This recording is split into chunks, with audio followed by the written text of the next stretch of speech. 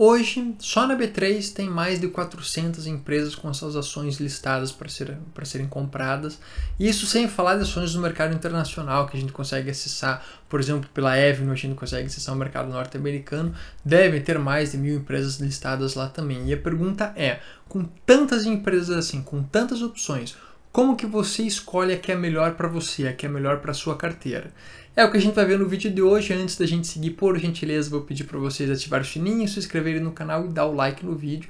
Pode parecer besteira, mas ajuda bastante a divulgar o trabalho, beleza? Então vamos lá. Hoje a gente vai ver isso em um teor um pouco mais conceitual. Para próximos vídeos eu vou aprofundar e dar um teor mais prático para essa questão. Mas inicialmente, o que a gente tem que entender? Comprar uma ação, em última análise, é comprar uma empresa, comprar um pedacinho dela. Então, quando você compra uma ação no mercado financeiro, você está se tornando sócio, está se tornando dono de um pedacinho de uma empresa. Então, a única coisa que você tem que entender é qual que é a melhor empresa para você comprar e qual é o melhor preço para você comprar uma determinada empresa. Então, todo o conceito de investimento em ações, pelo menos para análise fundamentalista, que eu não vou abordar questões de análise técnica, mas na análise fundamentalista, todas as análises vão ser nesse sentido, de identificar e fazer a distinção entre uma boa empresa e uma empresa ruim.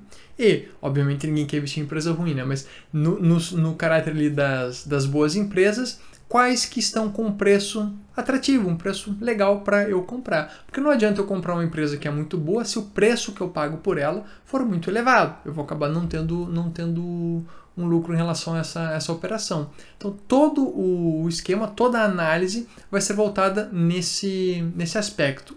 Identificar boas empresas e identificar bons preços a serem pagos por elas. Quando a gente fala em empresas boas e empresas ruins, é muito fácil a gente já ter uma primeira impressão, uma sensação do que é uma empresa boa e o que não é. Mas no mercado financeiro, essa sensação, essa primeira impressão, infelizmente, não é o suficiente. A gente precisa quantificar e chegar a uma conclusão muito real, muito concreta, muito bem embasada em relação ao que é uma boa empresa e o que é uma empresa ruim. E como que a gente vai analisar isso? Quais são os critérios que a gente vai avaliar? São 3, basicamente. A gente precisa analisar a lucratividade da empresa. Obviamente, uma empresa que não dá lucro não é uma boa empresa. A gente precisa analisar a eficiência dessa empresa para entender se aquilo que ela está recebendo de receita das vendas do produto na ponta, depois de pagar todos os seus gastos, sobra algum lucro e qual que é a razão entre esse recurso que entra como receita e o que sobra de lucro. E o terceiro ponto que a gente tem que analisar é a saúde financeira da empresa. De nada adianta ter uma empresa que dá lucro e que é eficiente se ela está muito endividada e está à beira da falência de tanta dívida que tem e não está conseguindo pagar suas dívidas. Então, esses são os 3 critérios que a gente vai avaliar. Primeiro, se a empresa dá lucro ou não. Isso é fácil de você identificar. Basta baixar os balanços, as demonstrações de resultado e olhar no finalzinho ali. A empresa está dando lucro? Se ela só apresenta prejuízo, ano após ano, ali, prejuízo, provavelmente não é uma boa empresa. Sim, uma empresa pode ser boa e estar passando por uma fase ruim, por isso que é importante que todos esses números sejam analisados ao longo de um período considerável. Eu diria ali de 5 a 10 anos, pelo menos, a depender do setor e do tipo de empresa que você está trabalhando. Mas se você pegar uma análise de 10 anos da empresa, desses 10, 9 ela apresenta prejuízo, muito difícil dela ser uma empresa boa. Agora, se desses 10 anos, 9 ela apresentou lucro, pode ser que você tenha uma empresa boa nas mãos, vale a pena continuar aprofundando as suas análises. Okay? Isso é a questão do lucro. Em relação à eficiência, a eficiência a gente mede pela margem líquida da empresa, que é a razão entre a receita e o lucro líquido. O dinheiro que entra com a venda de produtos ou de prestação de serviços e aquilo que sobra, que é o lucro do acionista, depois de serem pagas todas as contas, pagou funcionário, pagou fornecedores, pagou imposto, pagou as instalações, pagou tudo que tinha que pagar, o que sobrou no final é o lucro líquido. E a margem vai medir essa razão entre um e outro. Então, uma empresa que tem uma margem de 10%, por exemplo, recebeu R$100 de lucro, R$100 de receita, R$10 é aquilo que sobrou de lucro para ela, porque ela tem a margem de 10%. Se a margem fosse 20%, esses mesmos R$100 de receita resultariam em R$20 de lucro. Se a margem fosse 30%, R$100 de receita dariam R$30 de lucro e assim vai. Então, quanto maior for a margem líquida da empresa que a gente está analisando, melhor. Os números variam, é sempre importante você analisar isso em relação a um setor, não de forma isolada. Então, por exemplo, se a empresa que você está analisando é do mercado imobiliário, tem que olhar uma construtora, por exemplo, tem que olhar algumas das construtoras do mercado e ver qual que é a média da margem que essas construtoras estão apresentando. Se a empresa que você está analisando está com a margem muito abaixo da média, provavelmente é uma empresa que não é muito eficiente. Mesmo que ela tenha lucro, ela perde um pouquinho na eficiência em relação aos seus pares do mesmo setor. Beleza? Uma regra geral, eu diria que uma margem de 20% é uma margem bacana para você começar a trabalhar.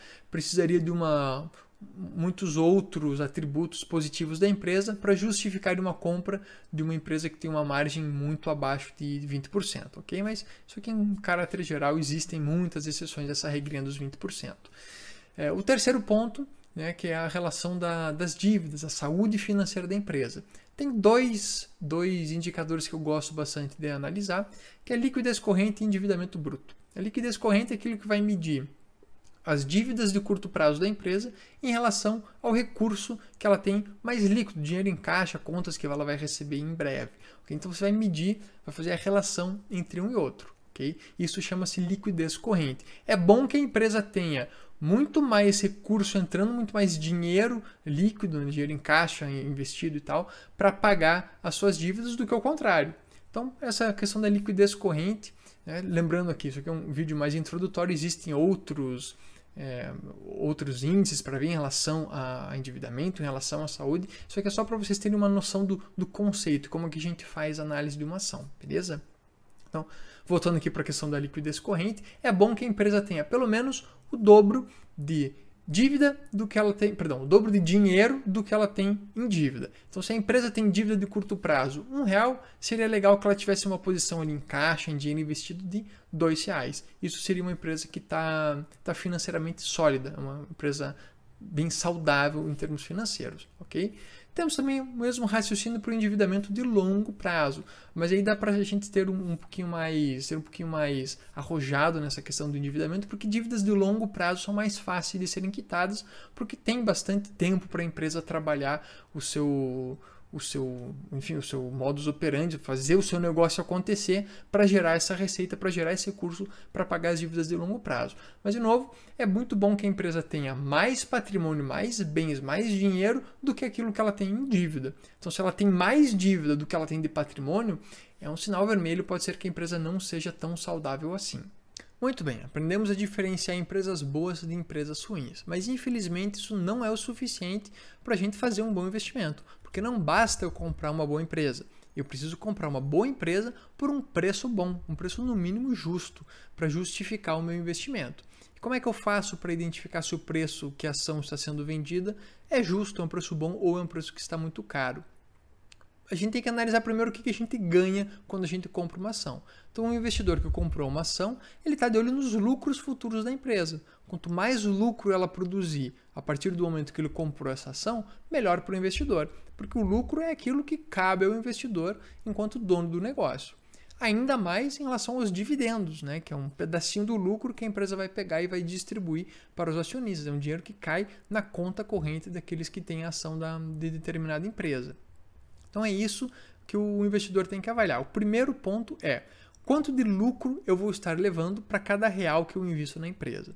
Como que a gente pode fazer essa análise? Primeiro, pega o histórico de lucros da empresa, dos últimos 5 ou 10 anos pelo menos. Quanto mais longo for esse histórico, melhor. Não adianta pegar só o último ano e achar que ele representa o potencial de lucro da empresa. Tem que ter uma análise estatística em cima disso. Como que se faz essa análise? Pega a média dos últimos 10 anos ali da empresa, tá bom? Então vamos assumir que uma determinada empresa entregou de lucro R$100 por ano, na média dos últimos 10 anos. Então a gente pode assumir que para os próximos 10 anos o lucro que ela vai dar vai ser em torno de R$100 por ano também, repetindo a média dos últimos 10 anos. Tá? Então se o investidor comprar essa ação agora, ele pode esperar pelos próximos 10 anos ganhar R$100 de lucro por ano. Mas isso a empresa inteira. Okay? A empresa inteira está entregando R$100 de lucro por ano. Quanto que vai caber a cada ação? É só você dividir o lucro pelo número de ações emitidas. Vamos supor aqui também que existem 100 ações emitidas para essa empresa. Então a empresa tem R$100 de lucro. 100 ações emitidas, é como se cada ação tivesse R$1 por trás dela, R$1 de lucro. Então a ação, aquele papelzinho lá que diz que eu sou dono de uma determinada empresa, se eu tenho um papelzinho, é como se eu tivesse direito a R$1 desse lucro. Se eu tivesse 2 papelzinhos, seria R$2 de lucro, e assim sucessivamente. Então a gente sabe que um papel corresponde a R$1 do lucro da empresa. De novo, na média dos últimos 10 anos. E quanto que eu posso pagar por um papelzinho que diz para mim ali que eu sou dono de R$1 de lucro dessa empresa? Quanto mais barato você pagar, melhor para você. Se eu pagar R$1 por esse papelzinho que me diz que eu tenho direito a R$1 de lucro, tá perfeito. Em um ano de operação da empresa, eu já capturei de novo todo o meu investimento. Se eu pagar R$10 é outra coisa, se eu pagar 100 é outra, se eu pagar 1.000 é pior ainda. Então, quanto mais barato for o preço que eu pagar pela ação, melhor. A literatura recomenda pagar em torno de R$15. Se a empresa dá se a ação te dá R$1 de lucro, o preço máximo ali que você poderia pagar é em torno de R$15, que aí vai levar 15 anos para você recuperar o seu investimento. É um valor razoável. Obviamente, se você conseguir pagar isso por 10, né? Então essa mesma empresa que te dá R$1 de lucro, você pagar R$10, melhor. Se pagar R$5, melhor ainda. Mas o máximo seria 15, é o que é aceito pela literatura. Se você acredita que a empresa tem um potencial de crescer os seus lucros, talvez desse para pagar até 20, né? Se essa sua previsão tivesse bem fundamentada, bem correta. Se você errar nessa previsão, infelizmente, você vai levar muito tempo ainda para recuperar o seu investimento. Mas, no caráter geral, você pega o preço, pega o lucro que a empresa entrega por ação, multiplica por 15 e vai descobrir qual que é o preço máximo que você poderia comprar por essa ação.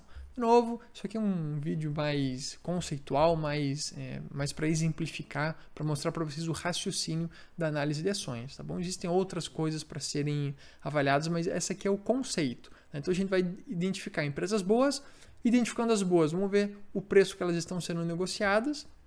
Sabendo o preço que ela está sendo negociada, a gente vê se é um preço baixo é um bom investimento, se é um preço muito caro, pode não ser um investimento tão bom assim.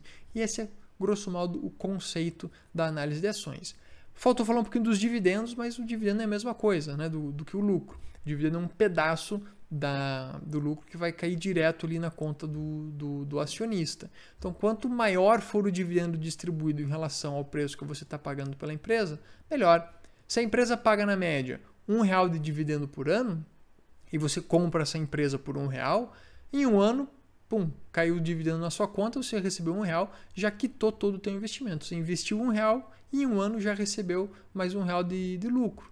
Então no outro ano, tudo que viria daí para frente, você já tá no lucro, né? Já está ganhando bastante dinheiro com essa sua aquisição, tá bom? Então, mas o raciocínio aqui para os dividendos é muito parecido com o do lucro. Quanto maior for o lucro e o dividendo e menor for o preço, melhor.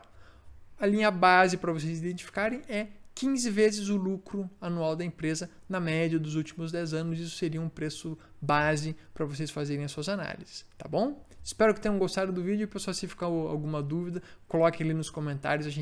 Eu vou trocando uma ideia com vocês, respondendo as dúvidas, eventualmente até fazendo mais vídeos conforme as dúvidas que vocês forem tendo, tá bom? Valeu!